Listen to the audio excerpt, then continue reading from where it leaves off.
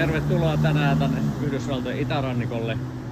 Tänään ollaan Massachusettsin osavaltiossa Palmer-nimisessä kaupungissa ja ollaan menossa katsomaan, oikeasti voi sanoa ihan rehellisesti, maailman suurinta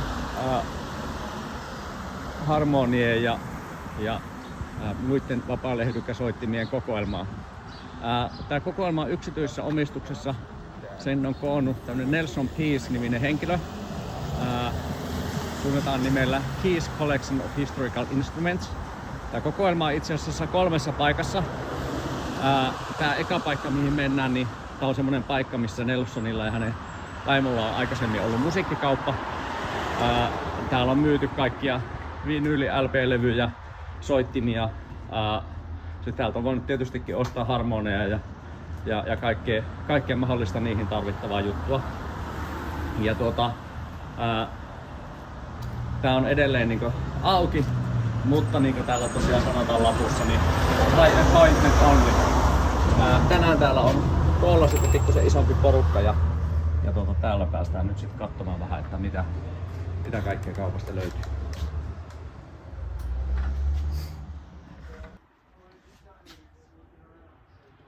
Eli tässä on alttareita. Nyt tuolla takana on kaikenlaisia harmonian korjaukseen tarvittavia osia. Ensimmäisenä tietysti hello. Hello. Paljon kaikkia huopia, nappuloita, vetimiä, kaikenlaista juttua mitä siinä mahdollisesti tarvitaan. Ja sitten tietysti jonkin verran myös kankaita. Ne on aika iso osa harmonian korjausta. Tässä löytyy siis tosiaankin näitä ihan alkuperäisiä rullia. Silkin ja satinin tyyppisiä kankaita, joita on käytetty sitten. Sitten täällä on näitä kumikankaita, eli palkeisiin tämmöistä vähän ohuempaa kumia ja sitten tämmöistä 2-kerroksista kumia tossa ja sitten tässä alempana tämmöistä 1-kerroksista kumikangasta. Tässä on sitten ihan tavallista huoparullaa.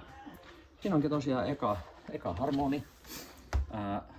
Tää on Esteen valmistama, Mason Hamlinin valmistama niin sanottu baby organ, joka on siis lapsille tarkoitettu tämmönen pieni harjoittelu- ja harrastussoitin. Sitten kun täällä mennään pikkusen pitemmälle, niin täällä on tosiaan minkä tahansa laatikon, kun täällä avaa, niin täällä on harmoneihin tarvittavia varaosia ja tarvikkeita. Ja täällä on tosiaan rivissä sitten toinen tämmönen baby organ, vieressä pikkasen isompi Esteen. Ja tässä sitten Suomen mittakaavassa aika harvinainen soitin, eli tän nimi on Melodian. Tää on ylipaineella toimiva vapaa-lehdykkäsoitin, samantyyppinen kuin vähän ehkä lähempänä ranskalaista tämmöistä harmoniaa kuin sitten näitä mitä saksalaiset tuonut sitten enemmän Suomeen ja mitä Kangasalakin on valmistanut Suomessa sitten näitä alipainesoittimia. Sitten on tietenkin ihan tavallinen piano, ne löytyy. Ja sitten täältä löytyy aivan mielettömän iso kokoelma. Tässä on siis tämmönen automaattipiano ja sitten siihen näitä rullia. Eli sitten täältä voidaan valita My Wild Irish Rose, Kiss Me Again ja laittaa piano sitten soimaan. Ja niin kuin näette, niin kaikkea täällä riittää. Sitten mennään katsomaan pikkusen tarkemmin tuonne soitinkokoelmaan, mitä sieltä löytyy.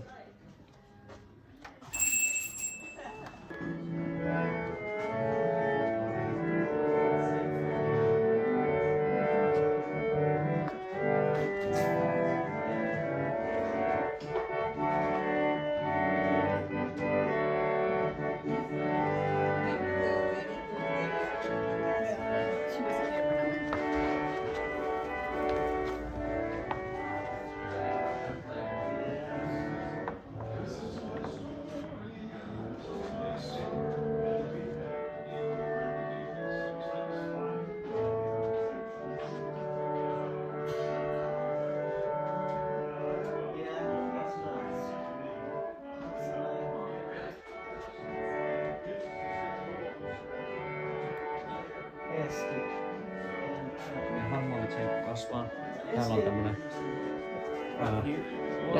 Go ahead! Ja 2 sormiolla ja jalkiolla varustettu harmoni. Tässä on sitten jo sähkömoottori. On toki pedaalitkin, millä sitä voidaan soittaa.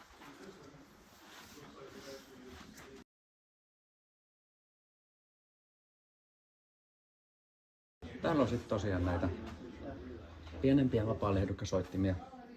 Näissä on tosiaan puinen sylinteri, jossa on niinku, tästä nyt se sylinteri juuri puuttuu.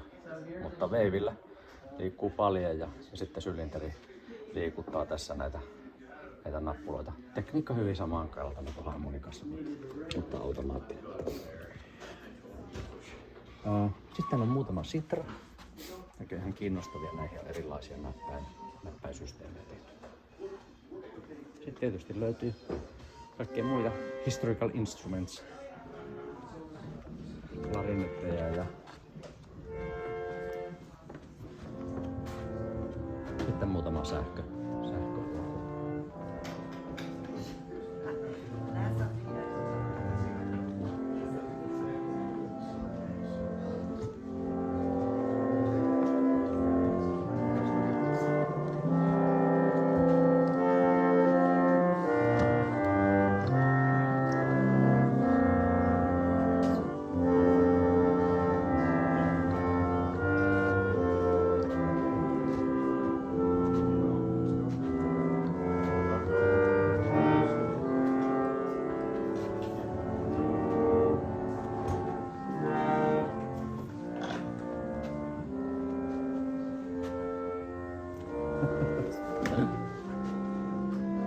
Just go ahead.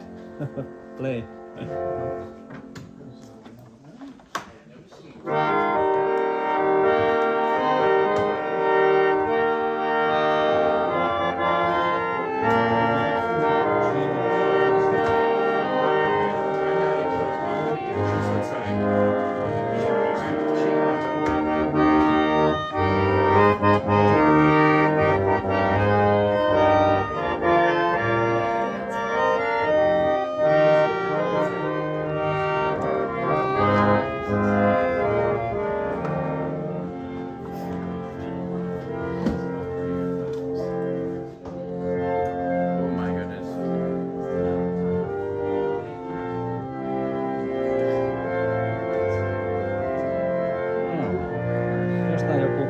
Matkaharmonikin vielä kaivettu. Täällä on tämmönen kaksi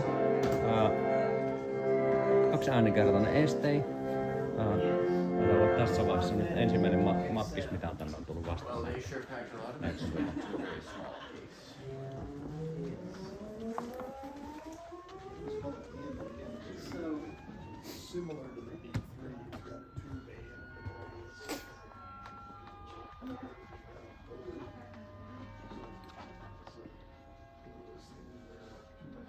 Täällä on sitten tosiaan lisää näitä Melodeon nimisiä soittimia. Bostonissa toiminut Mason & Hamlin on niitä erityisesti valmistanut. Ne on ollut jossain vaiheessa täällä erittäin suosittuja. Nämä on aika vanhoja, nämä on yli 100 vuotta vanhoja oikeastaan kaikki ja sitten paineilmakäyttöisen soittimina niin olisi vaatinut ehkä vähän enemmän huolta. Ja täällä aika harva on sitten loppujen lopuksi näissä semmoisessa kunnossa, että niistä saadaan niin sanotusti ääntä ulos. Mutta kyllä sekin aina onnistuu.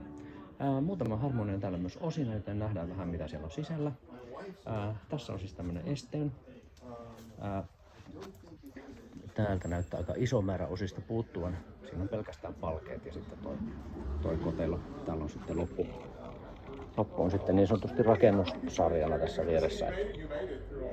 Että siitä sitten näppärä soitinrakentaja ehkä rakentaa soittimia.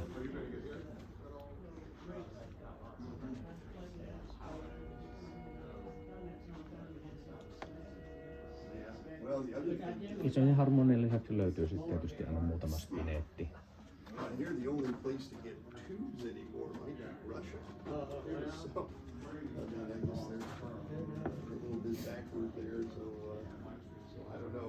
Tosiaan tää on yksi osa Nelsonin kokoelmasta. 2 muuta paikkaa on vielä sitten katsastamatta ja katsotaan, tehdäänkö sieltä sitten video vai mitä tehdään. Ja sanotaan näin, että kyllä täällä semmoinen pieni vakuuttuneisuus tulee, että ihan hetken niin ei soittimet niin ainakaan tästä maasta lopu. Se on tietysti eri asia, kuka pitää kunnossa ne ja mahdollistaa sitten sen, että tulevatkin sukupolvet saa sitten näitä soittaa.